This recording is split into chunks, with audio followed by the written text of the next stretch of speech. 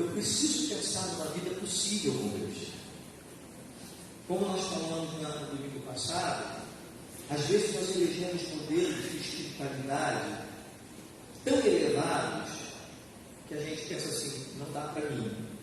Aí eu entro no caminho de uma vida mesquinha, de uma vida medíocre, porque eu penso que isso não é possível para mim. Então, ainda não sejam modelos que devam servir para nós como modelos de desafio. Mas quando eu olho para esses ilustres conhecidos, a proposta está dizendo para você assim: dá para gente, dá para ser um homem de Deus, dá para ser uma mulher de Deus, ainda olhando para uma possibilidade de uma vida simples.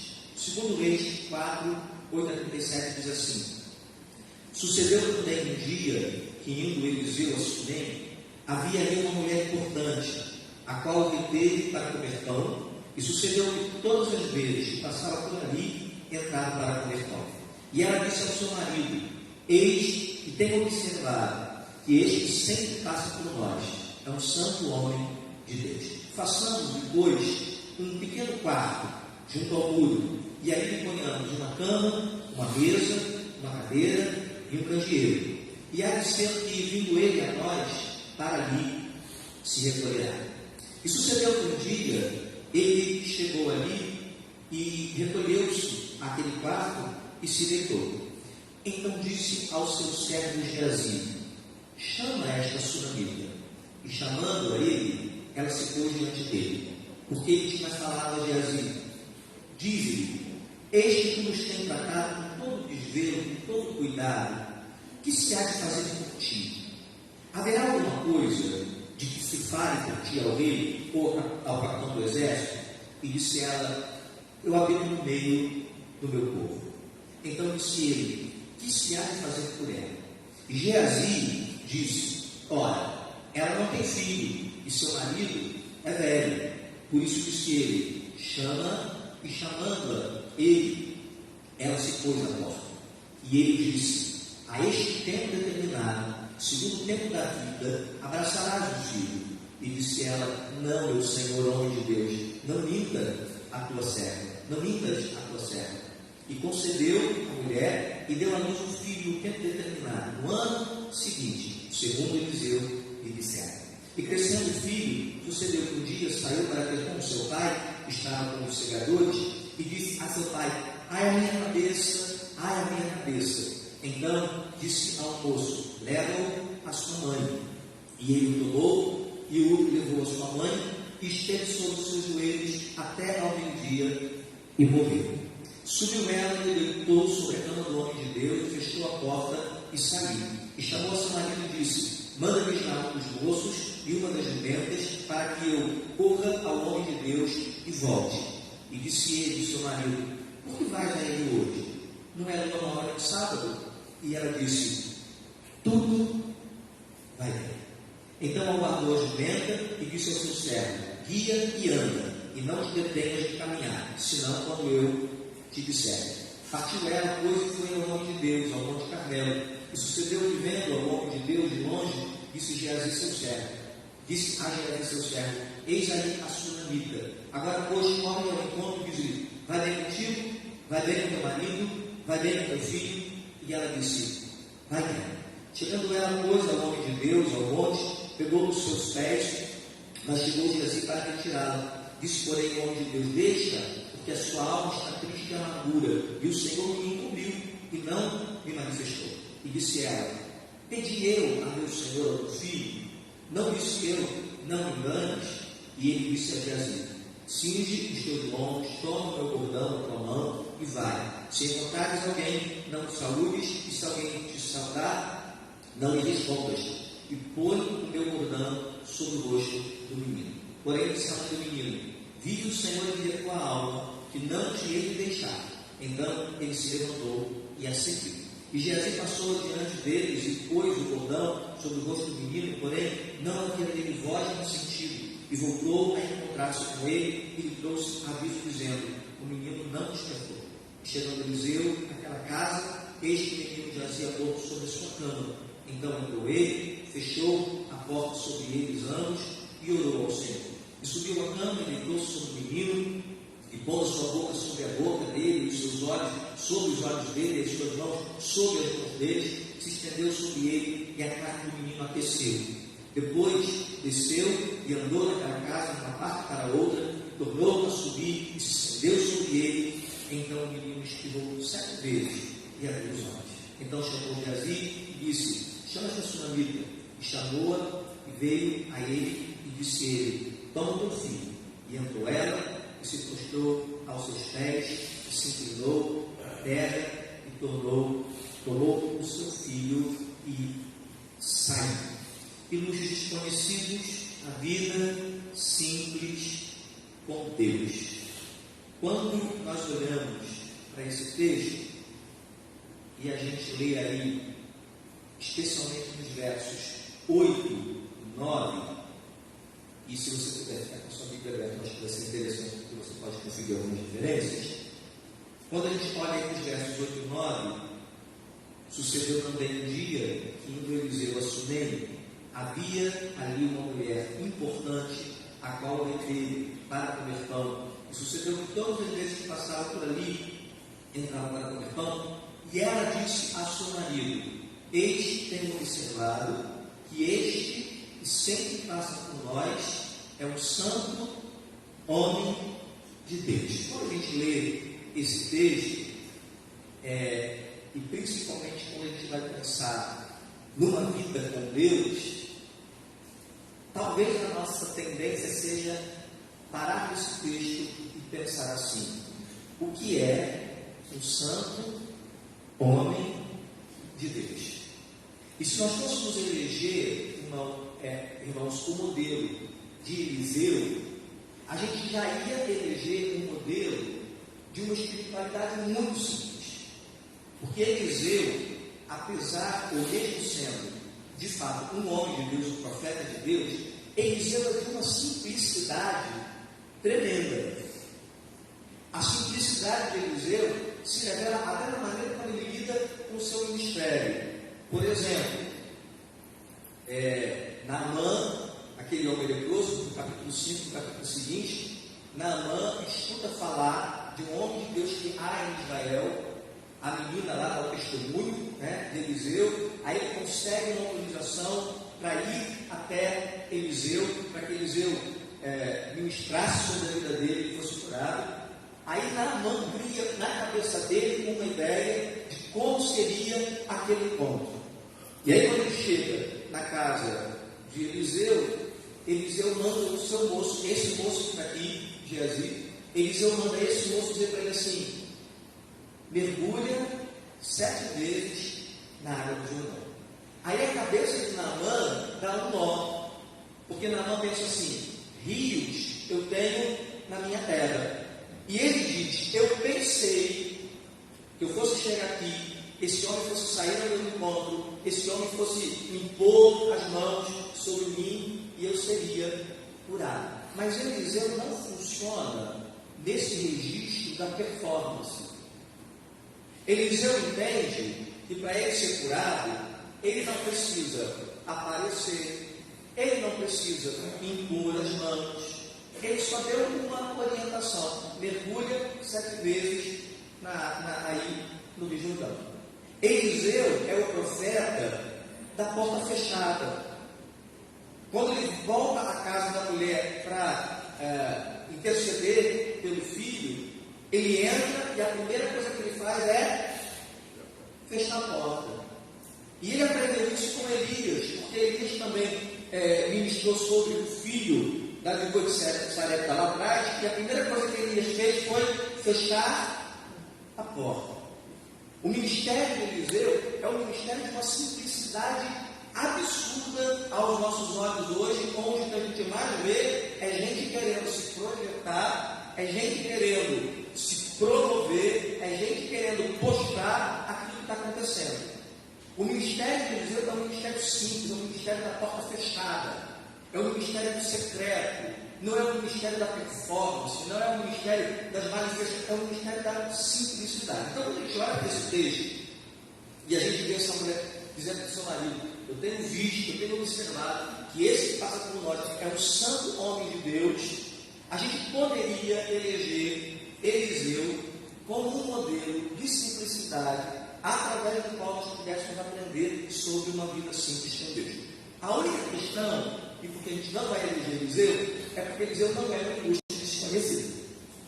Aliás, ele é muito conhecido, né? Elias, Eliseu, a gente conhece a história, conhecemos os milagres, sabemos da sua importância enquanto profeta no Antigo Testamento, nesse tempo de Israel. Então, a gente deixa Eliseu aqui. Porque esse texto que nós lemos aqui me fala de um outro exemplo de espiritualidade, me fala de um outro exemplo de vida com Deus, e é de um ilustre desconhecido. E esse ilustre desconhecido é essa mulher, a começar pela ausência do seu nome. Qual o nome dessa mulher?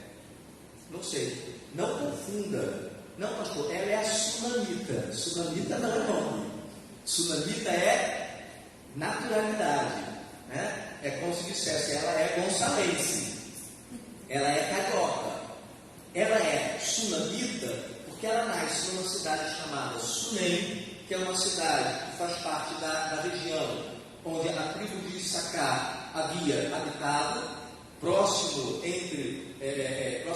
à região de Samaria, né? Então, ela é dessa terra, ela é de Sunem, por isso é chamada de Sunamita. É uma pessoa importante? O texto diz que sim. É uma pessoa rica? O texto diz que sim. Mas quem ela é? Não sei. Ela é um ilustre desconhecido.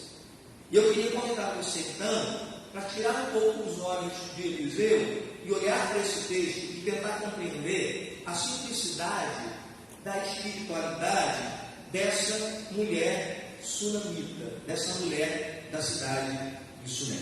E quando eu falo, irmãos, de espiritualidade, que é um pouquinho que a gente vai conversar hoje, eu quero pensar em espiritualidade enquanto transcendência. Eu quero pensar em espiritualidade, e a gente sempre faz essa diferença, né? Espiritualidade é uma coisa, religiosidade é outra coisa. E nós somos muito mais tendentes à religiosidade do que à espiritualidade. Eu, quando falo de espiritualidade, eu quero pensar em espiritualidade como algo que vai além daquilo que a gente experimenta na nossa carne, no nosso tempo, no nosso corpo. Quando eu falo de espiritualidade, enquanto transcendência, eu estou falando de espiritualidade segundo Jesus. Segundo Jesus.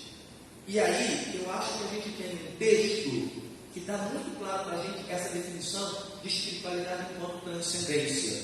Mateus 6,25, Jesus diz assim: por isso vos digo, não andeis ansiosos quanto à vossa vida, pelo que haveis de comer, ou pelo que haveis de beber, nem quanto ao vosso corpo, pelo que haveis de vestir. E a última parte desse verso, ele diz para nós que espiritualidade é essa que transcende essa dimensão. Ele diz assim: não é a vida mais do que o mantimento, e o corpo mais do que o vestuário. Quando a gente consegue compreender o que Jesus está dizendo aqui, especialmente na ênfase que ele dá ao mais do que, a gente começa a vislumbrar uma possibilidade de entender o que é espiritualidade.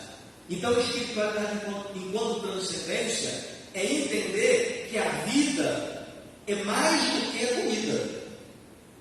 Enquanto você está só na comida, o que é que eu vou comer? Enquanto você está só na comida, enquanto a necessidade do corpo, você ainda não entendeu esse caminho que Jesus propõe de espiritualidade. Não é o corpo mais do que a roupa que você usa. Quando você entender esse mais do que, você sai dessa dimensão e vai olhar para o seu corpo de uma outra maneira, vai olhar para as suas necessidades de uma outra maneira. Esse mais do que é um caminho que Jesus aponta para que a gente possa entender, experimentar um pouco dessa espiritualidade. E aí eu volto para a vida da mulher sunamita, eu volto para a mulher sunamita, para tentar entender ou tentar responder essa pergunta que ela faz. Ela chama o seu marido e ela pergunta: eu tenho visto, eu tenho observado que esse que passa por nós é o santo homem de Deus. O que é que ela está querendo dizer com isso? O que é para você um santo homem de Deus? Ué, pastor, a gente vai falar de Eliseu? Não, a gente não vai falar de Eliseu. Eu quero pensar na espiritualidade dessa mulher a partir da pergunta que ela faz, ou da afirmação que ela faz. Um santo homem de Deus. Vejo que esse que passa por nós é um santo homem de Deus. O que foi que ela viu? O que foi que ela viu em Eliseu para fazer essa afirmação? Vejo que esse que passa por nós é um santo homem de Deus. A gente não pode parar aí nesse verbo. Porque se nós pararmos nesse verbo, ver, a gente vai cometer o erro de ficar com a aparência. Porque a gente faz assim. A gente elege pela aparência alguns modelos, e a partir desses modelos, a gente, por exemplo, define quem é um homem de Deus, quem é uma mulher de Deus, por aquilo que a gente vê. Mas não foi isso, pastor, que ela fez, que ela viu? Não é desse jeito que a gente está falando. Dependendo das suas traduções, você vai encontrar expressões melhores. Por exemplo, numa outra tradução, que foi a que eu li aqui, diz: tenho observado. E ela está observando, mas ela não está observando a aparência. Por quê? Porque Eliseu vai até a casa dela e senta na mesa para comer pão, uma vez, duas vezes, e à medida que ele senta para comer pão, ela está observando. Mas tem uma tradução que é ainda mais clara, que diz assim: eu sei que esse que passa por nós é o santo homem de Deus. Quando eu falo eu sei, eu já saio da aparência e eu vou para a consciência. Eu sei de alguma coisa. E tem uma tradução que ainda é melhor, quando ela diz assim: eu tenho certeza que esse que passa por nós é um santo homem de Deus. De onde vem essa certeza? De onde vem esse eu sei? Não é por aquilo que ela vê, mas é como ela percebe o que é um santo homem de Deus. Ela percebe, de alguma maneira, que Eliseu é um santo homem de Deus. E ela percebe por aquilo que ela entende que é um santo homem de Deus. Ela tem certeza a partir daquilo que ela entende como um santo homem de Deus. Se eu compreendo, por exemplo, que o homem de Deus é alguém que prega de uma determinada maneira, se expressa de uma determinada maneira, se veste de uma determinada maneira, ministra de uma determinada maneira, eu só vou entender um homem de Deus, eu vou compreender um homem de Deus quando ele corresponder a essa minha ideia. Então, dizer eu sei que ele é um homem de Deus significa dizer eu compreendo o que é um homem de Deus a partir daquilo que eu mesmo entendo do que é ser um homem de Deus. Isso pode nos levar à ideia que Jesus trabalhou com seus discípulos em Lucas 11, verso 4, quando ele diz assim: a candeia do corpo é o olho. Lucas fala um pouco diferente de Mateus, mas eu escolhi essa tradução por causa disso. A candeia do corpo é o olho. Sendo, pois, o teu olho simples, também todo o teu corpo será luminoso. Mas se for mal, também o teu corpo será tenebroso. Então, Jesus está ensinando e Lucas traduz assim: se o teu olho for simples, ou seja, o que é um olho simples? A maneira como você olha, a maneira como você percebe, a maneira como você compreende. Essa mulher percebe a vida com Deus de uma determinada maneira. Essa mulher tem um olho simples no sentido de entender que uma vida com Deus é uma vida simples. E é a partir daí que ela olha para Eliseu, a partir da sua compreensão, e ela diz: eu percebo, eu sei, eu servo, e esse que passa por nós é um santo homem de Deus. Então eu quero pensar, que características essa mulher tem que faz com que ela seja para nós um exemplo de espiritualidade e que faz com que ela perceba a Eliseu como um santo homem de Deus? Ela só consegue perceber porque ela tem uma ideia do que é um santo homem de Deus. E aí eu concluir aqui, é rápido, apesar do número ser grande, e eu vou correr mesmo. Eu concluir aqui 7 características de uma mulher cuja espiritualidade fala de uma vida simples com Deus. Para olhar para essa mulher, uma ilustre desconhecida, como nosso exemplo de uma vida possível com Deus. Primeira característica da espiritualidade dessa mulher, a sua generosidade. O texto diz que Eliseu, indo a Sunem, havia uma mulher importante, a qual o reteve a comer pão. E sucedeu que todas as vezes que passava por ali, entrava para comer pão. Essa mulher não é profetisa, essa mulher não prega, essa mulher não ora, é uma mulher simples de Sunem, mas que expressa para a vida do profeta uma generosidade que a torna uma evidência para nós nas Escrituras. A generosidade, irmãos, é uma característica que aponta para a nossa espiritualidade. Você poder partir o pão que você tem, você poder dividir aquilo que você tem com o outro. Os irmãos compreendem isso? Ser generoso é ser espiritual. Não olha para Eliseu, porque talvez você diga, pastor, não dá para ser o Eliseu, fazer o martelo flutuar, não vou conseguir. Multiplicar o azeite da viúva, não vou conseguir. Tirar a morte que estava na panela, não vou conseguir. Curar o leproso, não vou conseguir. Mas você pode dividir o pão que você tem. E dividir o pão que você tem é tão espiritual quanto fazer o milagre. Dividir o pão que você tem é tão espiritual quanto fazer qualquer outra coisa na ordem do sobrenatural. Segunda característica, essa mulher é uma mulher hospitaleira. Verso 10. Façamos, pois, um pequeno quarto junto ao muro, e ali ponhamos uma cama, uma mesa, uma cadeira, um candeeiro, e há de ser, e vindo ele a nós, para ali se recolherá. É muito interessante a maneira como essa mulher percebe a necessidade de Eliseu. A necessidade primeira era dar uma refeição. A necessidade primeira era dar pão. E Eliseu não se aproveita disso, viu? Não, ele não se aproveita da generosidade dessa mulher, mas ele sabe onde é que ele pode pousar, ele sabe onde ele pode parar. Aí toda vez que ele passa por ali, ele come ali. Aí ela percebeu assim, a gente pode fazer mais por ele. Nós podemos abrir as portas da nossa casa. Nós podemos ser hospitaleiros. E como nós não queremos que ele se sinta incomodando, e a gente pode, vamos fazer um quarto no muro. Mas o quarto também é simples.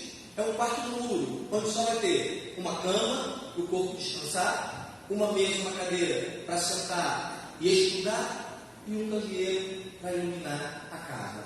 É um homem simples que encontra com uma mulher simples para atender as suas necessidades mais básicas. Hospitalidade também é uma maneira de você demonstrar a sua espiritualidade. Não dá para ser como Eliseu, mas dá para ser como a sunamita, abrindo as portas da sua casa e acolhendo aqueles que precisam. Terceira característica, humildade. Quase passa despercebido de nós, mas essa mulher tão importante é uma mulher humilde. Como é que a gente pode perceber isso? Verso 15. Por isso, disse Eliseu a Geazi, quando ele pergunta, né? O que a gente pode fazer por essa mulher que temos abençoado tanto? Aí Eliseu diz, chama essa mulher aqui. E o verso 15 diz, chama. E chamando-a, ela se pôs à porta. Isso fala de limites, irmãos. Isso fala da consciência que eu tenho de até onde eu posso ir, até onde eu devo ir. Essa mulher não é invasiva. O quarto foi construído sobre o muro da sua casa. Mas quando ela constrói esse quarto sobre o muro da sua casa, ela está entregando a Eliseu. Quando Eliseu chama, ela não entra, ela para. Eu sei até onde eu vou. Eu reconheço os meus limites e os limites do outro, numa atitude de humildade. Ser humilde é uma expressão de espiritualidade. Eu preciso saber até onde eu posso ir e respeitar o espaço do outro. Jesus disse isso, né? Aprendei de mim, que sou manso e humilde de coração. Humildade é uma expressão de espiritualidade. Mas não para aí. Essa mulher submissa, versos 9 e 10. Ela disse ao seu marido: este tem observado que este que sempre passa por nós é um santo homem de Deus. Então vamos fazer um quarto para ele. Ela é uma mulher importante, ela tem recursos, ela que está na relação com o Eliseu o tempo inteiro, mas quando ela vai fazer o quarto, ela chama o seu marido. Não há nenhum problema de eu reconhecer que existe alguém que está sobre mim, a quem eu devo satisfação. Submissão é uma expressão de espiritualidade. Verso número 5 quinta característica: autorrealização, contentamento, satisfação, seja o nome que você queira dar aqui. A espiritualidade dessa mulher se revela na maneira como ela é uma pessoa satisfeita. Verso 12: então disse ao seu servo Geazi, Eliseu falando: chama esta sunamita no meio do meu povo. A gente não entende muito bem, porque essa construção não fica muito clara para a gente, né? Mas se você buscar outras traduções que clareiam um pouco mais essa ideia, você vai ouvir essa mulher dizendo assim: eu estou bem no lugar que eu estou, e com tudo o que eu tenho. Ela está dizendo: eu estou bem, está tudo bem, eu estou feliz com o que eu tenho. É Geazi que vai dizer para ele assim: mas eu acho que eu tenho um problema. E qual é o problema? Ela não tem filho, e o seu marido já é velho, ou seja, possibilidade zero. Mas essa satisfação não é da mulher, essa satisfação aparece no olhar de Geazi. Ele é quem diz: ela não tem filho, mas ela não coloca como murmuração, ela não coloca como questão. Não, ela diz: não preciso de nada. Ué, mas não precisa de filho? Não, você está dizendo, eu não estou bem. Eu sei da minha realidade, eu sei da minha situação, eu estou feliz com o que tem. Isso me lembra muito a espiritualidade do apóstolo Paulo, quando ele escreve aos Filipenses, ele diz: eu aprendi a viver bem e contente com tudo que eu tenho. Eu sei ter abundância e sei padecer necessidade. Satisfação, contentamento, está feliz com o que você tem, está bem com o que você tem, é uma expressão de espiritualidade. Isso se opõe claramente à questão da murmuração, das reclamações, das insatisfações, né? Eu comentei aqui, quase que a crise de brincadeira, nós falando sério, da semana que nós tivemos de temporal. Muitas pessoas foram afetadas, e talvez isso também tenha sido. Mas passou. Até que venha outra, porque está. Passou. Com o que você vai ficar? Com um temporal na quinta-feira? Ou com o dia de hoje que o Senhor deu para você acordar e despertar? Com o que a gente vai ficar? Com o problema que nós enfrentamos? Ou com o cuidado de Deus que se revela sobre nós todos os dias? Com o que a gente vai ficar? Com a vida que nós temos? Ou com a vida que nós gostaríamos de ter? Satisfação, contentamento, autorrealização em Deus é uma expressão de espiritualidade. Seja feliz com o que você tem. Seja realizado com o que você tem. Porque assim, sempre vai faltar alguma coisa, né? E se você olhar aí a história, eu acho que essa parece bem perto para dizer isso para a gente. Se você olhar um pouquinho, nos 7 versículos anteriores ao que nós lemos aqui, do 1 ao 7, você vai ver aquela mulher que ficou viúva que tinha 2 maridos, e o marido deixou ela com uma dívida enorme. Eu até comentei no vídeo passado que talvez tenha sido Obadias, alguns dizem que foi Obadias, aquele homem lá de Elias e tal, enfim, não vem ao caso. Ali a gente tem uma cena assim: é uma viúva com 2 filhos, sem dinheiro e devendo absurdo. Aqui nós temos uma mulher rica, importante, não deve a ninguém, mas não tem filhos. Não é o oposto? Uma tem filho, mas não tem dinheiro. A outra tem dinheiro, mas não tem filho. Qual é a mais feliz? Qual é a mais realizada? Pode ser uma ou pode ser a outra. A mais realizada será aquela que conseguir desenvolver uma espiritualidade baseada no seu contentamento, na sua satisfação em Deus. Nós nunca vamos ter tudo. Nós nunca vamos ser plenamente realizados no sentido de ter tudo o que nós desejamos. Sexta e penúltima característica: essa mulher é uma mulher que confia em Deus. Verso número 21. Quando o filho morre, sobe ela, deita sobre a cama do homem de Deus, fecha a porta e sai. Verso 25. Partiu ela, pois, e foi ao homem de Deus, ao Monte Carmelo. O filho morre, ela não abre a boca para falar com ninguém, nem com o marido. Ela pega o menino, coloca sobre a cama de Eliseu, no quarto que ela construiu, fecha a porta, porque o que acontece comigo tem que ficar trancado dentro do meu quarto. Fecha a porta, ela comunica ao marido que ela está indo ao Carmelo, encontrar com o homem de Deus. Ele pergunta: não é dia de lua nova, não é dia de sábado, o que você vai fazer lá hoje, conversando com o profeta de Deus? Ela não fala nada, ela só sabe a direção que ela vai seguir. E a direção que ela vai seguir é a direção do monte. A direção que ela vai seguir é a direção do homem de Deus, que pode representar para nós seguir na direção de Deus e confiar que ali eu encontro a minha solução. Confiança é uma característica de espiritualidade que faz uma vida simples com Deus. Não saia falando dos seus problemas para qualquer um.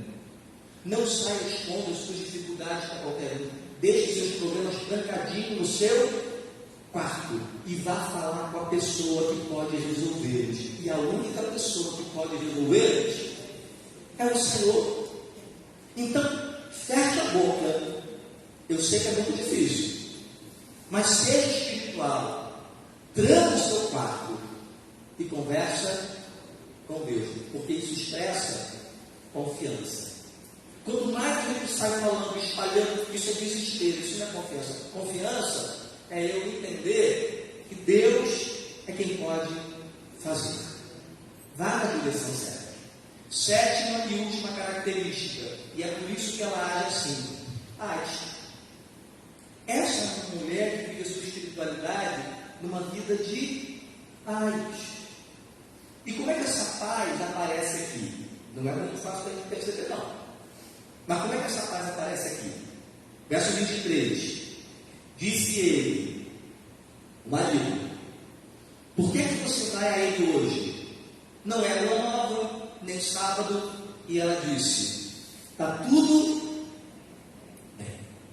Tudo vai bem. Eu estou com o menino morto em casa. Está lá? Não contei com o marido. Está morto lá no quarto. Mas está tudo bem. Aí no verso 25. Agora é Eliseu dizendo a Geazi: agora pois, corre ao encontro e diz-lhe: vai tudo bem contigo? Vai bem com teu marido? Vai bem com teu filho?